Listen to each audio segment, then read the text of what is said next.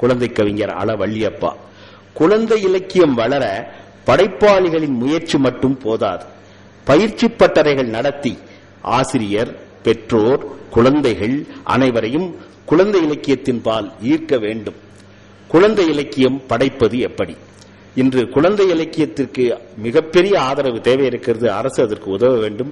உங்களை போன்றவர்கள் நிறைய எழுதுவதற்கு ஊக்குவிக்க வேண்டும் என்ற இந்த கருத்தை சொல்லிக்கொண்டு என்னுடைய கட்டுரையை மேலே தொடர்கிறேன். குழந்தை இலக்கியம் எழுதுவதற்கு பல்கலைக்கழக பட்டமோ பதவியோ தேவையில்லை. சிறுவர்களின் இதயமும் இயல்பும் தெரிந்திருந்தாலே போதும். எல்லாவற்றிற்கும் மேலாக எழுத வேண்டும் என்ற ஆர்வம், அதை படிக்கும் குழந்தைகள் கும்மாளமிட வேண்டும் என்ற நினைப்பு ஆகிய இரண்டுமே குழந்தைகளுக்காக எழுதுவோரின் தலையாய தகுதிகள். அவர் ஒரு குழந்தை எழுத்தாளர். அவரை தேடி அவர் நண்பர் வருகிறார். அவர் எழுதி கொண்டிருக்கும் அறைக்கு வெளியே அவர் 2 குழந்தைகளும் மௌனமாக ஏதோ புத்தகங்களை படித்துக் கொண்டிருக்கிறார்கள். தன் வீட்டுக்கு வந்த விருந்தாளியை பார்த்ததும் வாங்க மாமா என்று சன்னமான குரலில் வரவேற்றது ஒரு குழந்தை. அப்பா உள்ளே எழுதி கொண்டிருக்கிறார். ஏதாவது சத்தம் போட்டு தொந்தரவு செய்தால் தோலை உரித்து விடுவேன் என்று சொல்லி இருக்கிறார். நீங்கள் வந்த செய்தியை சொல்ல நாங்கள் போய் கதவை திறந்தால் நாங்கள் தொந்தரவு செய்கிறோம் என்று கையில் கிடத்ததை மேலே எரிந்து விடுவார் என்றது அக்குழந்தை. இப்படிப்பட்ட மனநிலை உள்ளவர் குழந்தை இலக்கியம் எழுதினால் எப்படி இருக்கும் என்று நீங்கள் சிந்தித்து பாருங்கள். குழந்தைகளிடத்திலே அன்பு பாராட்ட வேண்டும், பாசம் பாராட்ட வேண்டும்.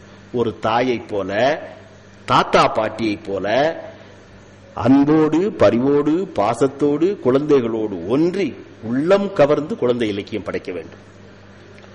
குழந்தைகளுக்கு எழுத குழந்தைகளுடன் பேசுங்கள் என்றார் ஒரு மேனாட்டறிஞர். குழந்தை எழுத்தாளன் பயிற்சி பெற வேண்டிய உண்மையான பள்ளிக்கூடம் குழந்தைகளே என்கிறார் குழந்தை கவிஞர். தாம் எழுதிய பல பாடல்கள் குழந்தைகள் பேச்சிலிருந்தும் அரட்டையிலிருந்தும் உருவானவே என்று கூறியிருக்கிறார். குழந்தை உள்ளத்துடன் நெருங்கி பழகி அதை உணர்ந்து தாமும் குழந்தையாகும் திறம் உடையவரே சிறப்பான சிறுவர் கதையையோ பாடலையோ எழுத முடியும். அள வள்ளியப்பாவின் பேரன் அரவிந்த் சோறு ஊட்டச் சொல்லி வம்பு செய்வான். அவன் தானாகவே அவனை எப்படி சாப்பிட செய்வது? நினைத்து பார்க்கிறார் கவிஞர். ஆண்டவன் தந்த கையதற்கு என்று கேட்கிறார் குழந்தை கவிஞர். அந்த குழந்தை எதற்கு எதற்கு என்கிறான் அவன். ஆண்டவன் தந்த கையதற்கு அள்ளிச்சோறு தின்பதற்கு என்கிறார் கவிஞர். அந்த பையன் உடனே அள்ளி தன் கையாலேயே அந்த சாதத்தை சாப்பிடுகிறான். நண்பரின் குழந்தைகளை தேம்ஸ் நதியில் படகிலே அழைத்து சென்ற போது, தன்னுடைய நண்பர்களின் குழந்தைகளை தேம்ஸ் நதி தீரத்திலே படகிலே அழைத்து செல்லும் போது லூயி கரால் கூறிய நெடுங்கதைதான் அதிசய உலகில் ஆலிஸ் இன் ஒண்டர்லேண்ட் என்னும் உலக புகழ் பெற்ற கதை. குழந்தை எழுத்தாளர்களுக்கு தேவையான இன்னொரு பழக்கம், அவர்கள் குழந்தையாக இருந்த பொழுது நிகழ்ந்தவற்றை நினைவு கூறுவதாகும். அமெரிக்காவின் தலை சிறந்த நகைச்சுவை எழுத்தாளர் மார்க் ட்வைன் அவர் எழுதிய புகழ்பெற்ற சிறுவர் நாவல் டாம் சாயரின் வீரச் செயல்கள், அட்வென்ச்சர்ஸ் ஆஃப் டாம் சாயர் என்பதாகும். மார்க் ட்வைன் பிற்காலத்தில் எழுதிய அவரது சுயசரிதையை படிக்கும் பொழுது டாம் சாயர், மார்க் ட்வைன் ஆகியவர்கள், டாம் சாயர் என்ற அவருடைய பாத்திரமும் மார்க் ட்வைனுடைய அந்த குழந்தையாக இருந்த போது இருந்த நிகழ்ச்சிகளும் ஒன்றாகவே இருப்பதாக அந்த சுயசரிதையிலே குறிப்பிடுகிறார். அந்த அளவிற்கு அவர் அந்த குழந்தை பருவத்தை நினைத்து அந்த டாம் சாயர் நாவலை அவர் எழுதியிருக்கிறார் என்பதுதான் இங்கு குறிப்பிடத்தக்கது. ஒரு மனிதனின் ஆளுமையை உருவாக்குவதில் அவனது குழந்தை பருவம் பெரும் பங்கு வகிக்கிறது. குழந்தைகள் வெள்ளை துணியை போன்றவர்கள், எந்த சாயத்தை வேண்டுமானாலும் ஏற்றிவிடலாம். ஆனால் ஒரு முறை ஒரு சாயத்தை ஏற்றிய பின் அது சரி என்று வேறு வண்ணத்தை எப்பொழுதும் ஏற்றவே முடியாது. திணை விதைத்தவன் திணை அறுப்பான், வினை விதைத்தால் வினையைத்தானே அறுவடை செய்யலாம் என்பதை தெளிவாக உணர வேண்டும். 5 வளையாதது 50 வளையாது. ஆலையில் கரும்பை கொடுத்தாலும் துண்டிக்கிறது, கையை கொடுத்தாலும் துண்டித்து விடுகிறது. அப்படித்தான் நல்லது எது கெட்டது எது என்பதை பகுத்தறியும் சக்தி பெரும்பாலான குழந்தைகளுக்கு இருப்பதில்லை. ஆகையால் குழந்தைகளுக்கு எதை எழுதலாம், எதை எழுதக்கூடாது என்பதை தெரிந்து கொள்வதே குழந்தை எழுத்தாளரின் முக்கிய குறிக்கோளாக இருக்க வேண்டும். அரிசியில் கல்லை கலந்தால் பிரித்து விடலாம், அறிவிலே நஞ்சை கலந்தால் பிரிக்க முடியுமா?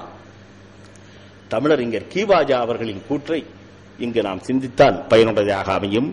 பெரியவர்களுக்கு எழுதுவது களிமண்ணால் பொம்மை செய்வது போல. கண், காது ஆகியன சரியாக அமையாவிடில் அவற்றை எடுத்துவிட்டு மீண்டும் ஒட்டலாம். ஆனால் சிறுவர்களுக்கு எழுதுவது கல்லால் சிலை செய்வது போல. கல்லிலே செதுக்கும் போது கவனம் தேவை, நுட்பம் தேவை. ஒரு முறை செதுக்கினால் செதுக்கியதுதான், அதை திருத்தி செய்ய முடியாது. ஆகவே குழந்தை எழுத்தாளர்களாகிய படைப்பாளிகள் அந்த குழந்தைகளுக்கு நல்லதை மட்டுமே சொல்கின்ற பாங்குடன் எழுத வேண்டும். நான் சிறுவனாய் இருந்த பொழுது பேய்க்கதைகளையே கேட்டு கேட்டு இருட்டிலே போவதற்கு இன்று கூட அச்சமாக இருக்கிறது என்று ஒருமுறை கூறினார் தூரன் அவர்கள். அவர் மிகச்சிறந்த குழந்தை எழுத்தாளர். எனவேதான் மூட நம்பிக்கைகளை வளர்க்கும் கதைகளை தவிர்க்க வேண்டும் என்கிறார் அவர். குழந்தை இலக்கியம் படைக்கும் பொழுது வயதுக்கேற்றவாறு வரிசைப்படுத்திக் கொண்டு கதைகளை, பாடல்களை எழுதுவது முக்கியம். 3 வயது முதல் 8 வயது வரை ஒரு பிரிவு,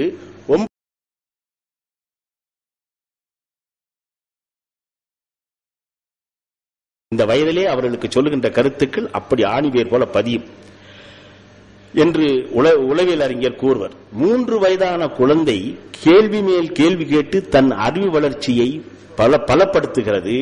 அதன் நினைவு திறனும் உறுதிப்படுகிறது. இந்த வயது குழந்தைகள் ஓசை நயத்திற்கு, இசைவின் இழைவிற்கு எளிதில் அடிமையாகி விடுவர். அதன் காரணமாகவே இங்கு மழலையர் பாடல்கள் எனப்படும் நான்சென்ஸ் ரைம்ஸ் சிறுவர்களிடத்திலே மிகுந்த செல்வாக்கை பெற்றிருக்கின்றன. சங்கு சக்கர சாமி வந்து சிங்கு சிங்குன்னு ஆடிச்சாம் என்று பாடினால் அதை கேட்டு குழந்தைகள் ஆடி குதிக்கிறார்கள். இந்த வகையில் அமைந்த என்னுடைய பாடல் ஒன்றையும் குறிப்பிட ஆசைப்படுகிறேன்.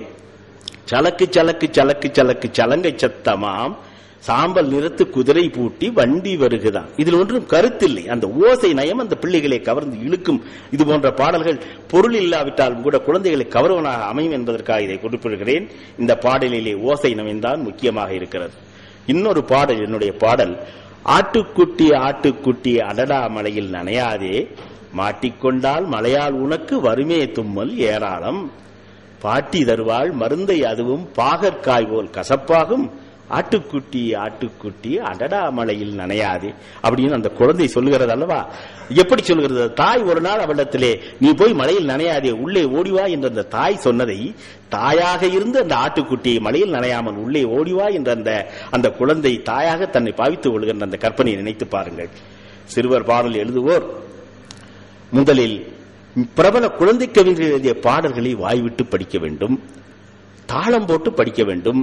பாட்டின் 4 அடியை சிறுவரிடத்திலே ஒரு சேர சொன்னால் அவர்கள் அதை மீண்டும் சொல்கிறார்களா என்று பார்த்தால், அவர்கள் சொன்னால் அது நிச்சயமாக நல்ல பாடலாக இருக்கும் என்பதை நீங்கள் உணர்ந்து கொள்ளலாம். இள வயதினருக்கு எழுதப்படும் பாடலோ கதையோ தகுந்த படங்களுடன் இருந்தால் அதை அவர்கள் எளிதாக புரிந்து கொள்வார்கள். படத்தை பார்க்கும் போதே படிப்பதும் அதை நினைப்பதும் அவர்களுக்கு எளிதாகிவிடும்.